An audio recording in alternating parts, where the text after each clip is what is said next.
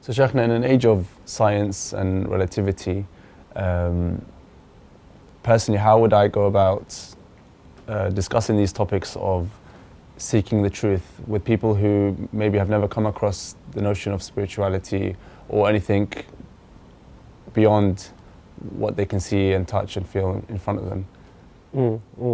I do think that,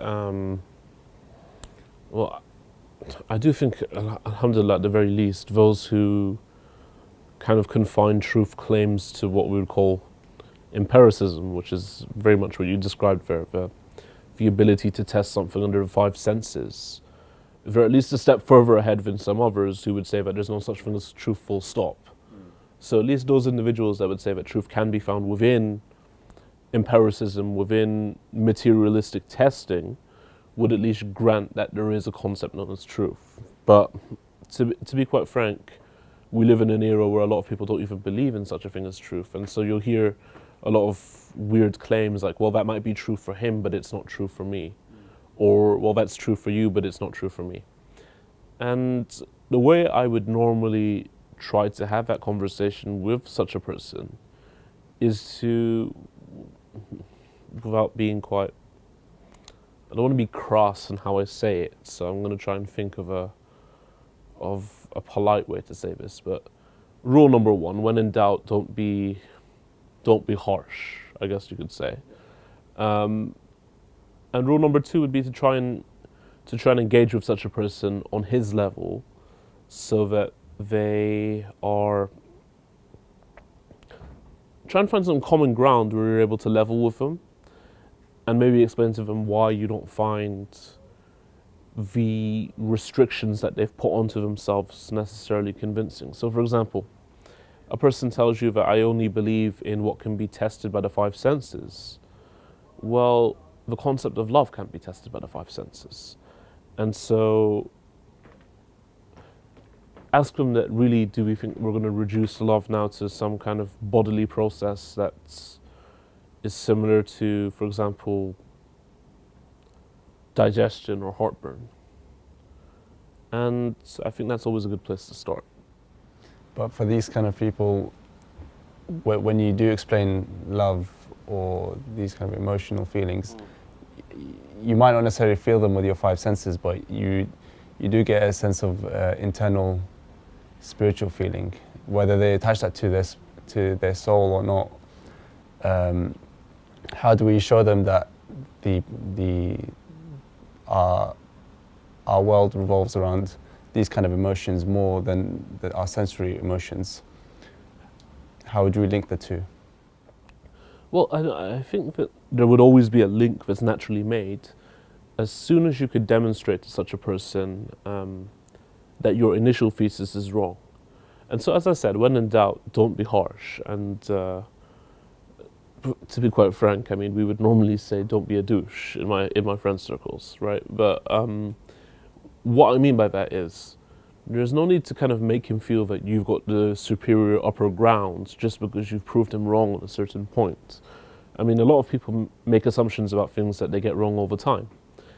And so when he made that assumption that unless something can be proved with the five senses, it must be false, by bringing him the concept of love, and I'm sure he does love his parents or some of his siblings, and if someone took them from him, he'd be more affected than just say his neighbor dying.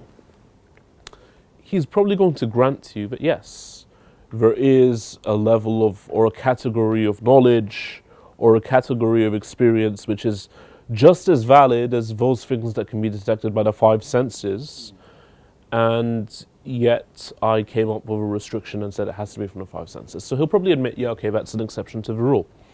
And what you could do after that is just try to have that conversation. Try to have that conversation where you would say to him that, okay, well, if there is a category of truth out with those things that can be empirically tested by the five senses, then why are you imposing this standard onto me? Why are you now saying that religion has to fall under those things that can be tested by the five senses? If you can believe in something like love, and sometimes you'll get some stubborn people that will say that, well, yeah, love is just an illusion as well. To be honest with you, at the end of the day, most people who carry out their lives on a day-to-day basis are motivated by love. And I do think that that's something that needs to be taken into account. Like most philanthropists, most people who go around donating their money to charity and spending their time and their wealth on humanitarian causes, they are a people who are heavily vested with love, and that's the main dominating factor.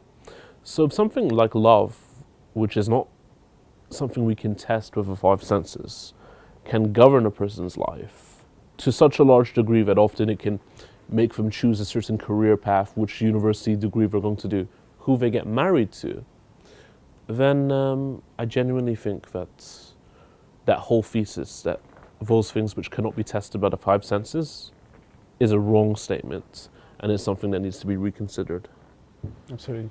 But I feel like as an opening to these kind of discussions, especially within our religion, are we able to restrict religion to the five senses and explain it in a way where someone who studies things empirically speaking, for example, they can kind of get the gist of our religion or understand what the aqidah is?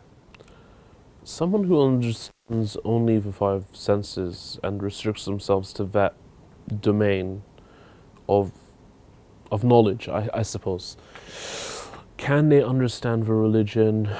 Well, they could from several angles, like a sociologist angle or a phenomenologist angle of, let me look at the rituals that these Muslims are partaking in.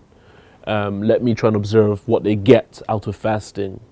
Let me try and look into the phenomenon of people's prayers and how that affects them when they're ill, psychologically and what have you. But no, I don't think that we could ever understand the entire phenomenon of Islam from the empiricist's worldview. And the reason I state that is, as we said, empiricism would be defined as those people who believe that the only true forms of knowledge are those forms of knowledge that are obtained by the five senses. So those would be touching, smelling, seeing, hearing, and tasting. Obviously, those things within the realm of Islamic philosophy or Islamic theology, rather, they fall under what's called alim al-shahada, those things that are observable. And the other realm that we believe in according to Islamic theology is alim al-ghayb. And that's why Allah Azza wa Jal states in Surah Al-Baqarah, Alif Lam Mim ذلك الكتاب لا ريب فيه هدى للمتقين الذين يؤمنون بالغيب. That the book is guidance for those who are believers, those who believe in the unseen. And so obviously to understand the entire phenomenon of religion requires a submission that not only those things that can be tangibly seen by the empiricist worldview are necessarily facets of truth. And what would be kind of the foundation level or the introduction that we can give for someone going from that point of worldview to a completely different worldview where they suddenly need to look at things beyond their senses, beyond what they can touch, feel, and taste? Right. Well, that's a good question. I suppose one story that always touched me when I was a teenager, it was a very long time ago now, but when I was looking to all of this stuff, there's a gent called C.S. Lewis, and I think he makes a very profound argument. He states that if I were to reduce myself to materialism, he was an atheist himself at one point, he says, then I would have to believe that everything that is around me physically came about as a result of nothing. It came about chaotically because it would all be physical, right? And if your brain's physical, then that means that you don't actually think. It just means that you do. And what I mean by that is there's quite a lot of atheist scientists today who are acknowledging that if your brain is merely a hard form of matter, then matter doesn't produce thoughts. I mean, you don't have a table which is about its mother. The table doesn't have a mother, it doesn't have thoughts in the first place. So what C.S. Lewis said about this was that if everything is physical and came about as a random, chaotic result of this universe, which itself came about as a result of chaoticness, then what I have to do is trust my mind that was produced from chaos Right. to lead me to order. And that itself is about as absurd as trusting this table to somehow transport me to the opposite end of London. It's not its purpose. It's not its purpose, and therefore anything that doesn't serve its purpose probably shouldn't be used for that, right? I mean, how should I say it to you? I might, in some crazy twist of fluke, be able to use this microphone as an electronic razor. But say if it works the first time, say if it works the second time, I should probably just go buy myself an electronic razor, because the microphone was never designed for that. So the chances are it's just going to break down on me one day. And so likewise, we would say the same thing about the human mind. If the human mind is produced from chaos and disorder, then to expect it to function in order to derive rational reality is about as absurd as depending upon this microphone as a razor blade. Then that means we should just remain primitive beings and live in caves and not try and think beyond our capacity. Not necessarily. What it would certainly mean is that at the very least, we should question everything that we rationally derive to be true. So, let me give you an example. If my brain evolved out of chaos, perhaps rationally I could know that, but I could never trust that I could know that. So, for example, if I'm an atheist and I believe that my brain has evolved out of a physical cosmic soup, so to speak, then I should just stop speaking to anybody about religion, because at the end of the day, it's just what my brain's physical patterns are telling me to say. And my other friend, who's an atheist, who's a Muslim, is just going to tell me what his brain's physical patterns are telling him to say. And there's not really a dialogue, because one clump of matter doesn't have a dialogue with another clump of matter. Yeah, it's just a random process within your own mind. Exactly.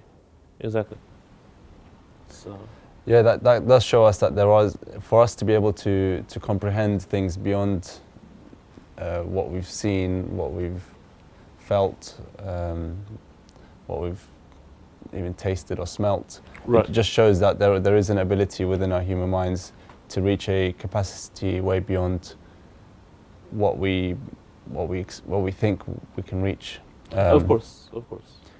I've often been quite confused by those who don't make searching for truth a very high priority in their lives, to be honest with you, because the way I view it is we're quite different from all the other species on the planet.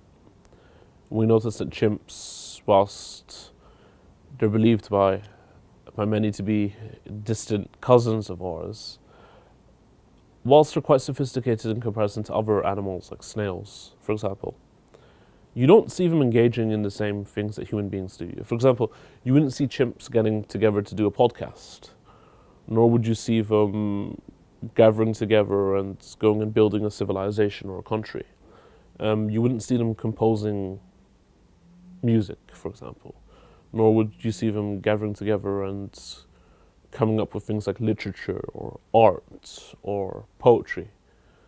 And so for me, it's quite confusing why that fact alone doesn't cause a lot of people to question, number one, why is it that I'm unique as a human being? And number two, given that we human beings are so unique, what has given us this uniqueness? I mean, it's not that we brought ourselves into existence. So when we were brought into existence, of course, through a naturalistic process like a birth between someone's mother and father, of course, brought them into existence. What is it that made human beings unique? What is it that gave them this uniqueness? And why do they have this uniqueness? Do they have this uniqueness for a purpose? Is there something that they're meant to know? Something that they're meant to discover? Do they have a purpose? These are all questions which I think are very, very important. But it's very difficult to have such conversations because we do live in an era where people are so obstructed and distracted by, dare I say, trivial matters. Like, oh wow, where am I going to go on holiday next year? Well, it's beautiful to go on holiday and it's amazing to do so. And I'm not telling people that they shouldn't go on holiday, you know. If you've got the money to go on holiday, spend as much as you want. If anything, I would encourage you to do so. The Quran encourages people to go and travel within the land and see God's creation. But the question is, when we see these marvels, when we see how amazing life is, do we not wonder to ourselves, who gave it these amazing dimensions? And why is it, like, that aside, you know, like, it's amazing. Putting that to the side, then the second question comes about, which is, why is it that I as a human being can appreciate down to the nitty-gritty points how amazing this is? Those who study mathematics know better than me that often just using theoretical mathematics alone, we're able to observe mathematical patterns. And it's as if like mathematics and numbers are a map and a code by which we as human beings can decode the universe. Well, who gave human beings a knowledge of mathematics, and why is it that we have such precise knowledge of the features of the world? It seems amazing. Now, I know that, and we will get onto this at a further point later on in the series, I know that there's those skeptical individuals who would say that, well, just as you have these amazing facets of life, you also have the harshness of life too, which would make you question whether or not there is a God. And they'll bring up facets of personal suffering, people who have lost parents at a young age, people who have gone through terminal diseases, people who have lost babies in a very young age. And of course, these are all very important things, but we shouldn't always be so quick to just dismiss the amazingness and the uniqueness of human life by throwing in these secondary questions. And what I mean by that is, let's take, for example, the example of an artist. If I notice that an artist has some really amazing paintings, that shouldn't be detracted from by the fact that some of those paintings seem a bit weird to me. And what I mean by that is, we should take each facet and each example as a specific example and deal with the others at a later point. So we will eventually get to that problem, the problem of evil, which I think is possibly atheism's strongest tool in the toolbox against believers in God.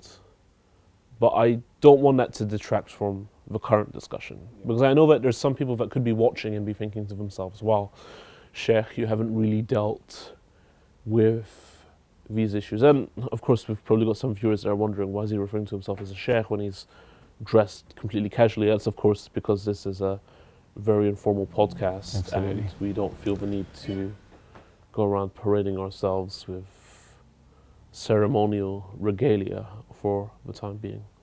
Sorry, I've been ranting. That's absolutely fine. I think your point about the fact that we live in this world without questioning our purpose on this planet, I think is to do a lot with, well, we don't know where we came from, we have no idea where we're going, so we're kind of living in this bubble. So a lot of people find it makes more sense for them, let me just enjoy and make the most out of this bubble, because I have no certainty of what's lying ahead of me. If there is anything, I could just go into complete darkness and just switch off like a computer would at the end of a long day. So I think it's quite a big task to be able to convince or show these people that their way of thinking or their process of thought or their purpose in life is completely different to how they've made out to be. Right, no, definitely. And I would say that it's definitely a process which is step by step. So I wouldn't... One area where really I've noticed that, and we'll come to this in later episodes, is definitely that religious people of all persuasions, and of course, because we are Muslims and this is a Shia channel, I should really be talking exclusively about Shia preachers and Shia da'is. But one thing that I definitely find is a problem with religious people, not just Shias, from my experience with different religious people, is there's a tendency to think that I can give someone a one purpose smackdown argument, and I'm going to be able to convince them of my entire worldview overnight. And that's just not going to happen. It takes people a long time to be convinced by anything. And if you're to try and convince anyone of what you believe, it needs to be a very gradual conversation, and you need to have a lot of patience, and you need to be willing to definitely have the patience and have the discipline. And also, I think the last quality, which I think many people forget, is what we call empathy. The ability to put yourself into another person's shoes when you're having these conversations. So for example, I've met some Shias and I've met some Muslims who will say, oh, such and such a person questions facet X of religion. It must be because he follows Fulan in Taqlid or whatever. And so, well, no, it's probably just because he isn't convinced that that's part of religion, and no one's given them a satisfactory answer until now. And yet, there's a massive tendency for some to just dismiss this as being down to them being insincere or what have you. And we definitely got a herd mentality, which is that you mentioned earlier. There's a lot of people who don't want to look into the truth because they just find life is so vast and they don't want to ask those questions. But I think sometimes that herd mentality is because we sometimes feel to ourselves that we've got that rule of safety in numbers. So, well, my friends aren't really looking for the truth, so why should I? And, well, you know, it's not a very rational thing to say, but unfortunately that's just how many of us are. Yeah, absolutely. So Shaykhna, we've covered the notion of empiricism and the idea of human thought, or the way we process thought is more than just kind of a machinery way that we'd have with a microphone, for example, or the razor. And we've discussed alim al-ghaib and the notion of alim al-ghaib, and the fact that as a religious person, you cannot rely solely on the five senses. The five senses, and you need to have that kind of notion of belief in the unseen and belief in the unheard. And inshallah, in the future episode, we'll be looking to look deeper into that and what it takes for a human being to be more than just, like you said, an animal on this earth, and more of a believer and more of a human being. More of a human being, exactly. Thank you so much, Shaykhna. No problem at all. No problem at all.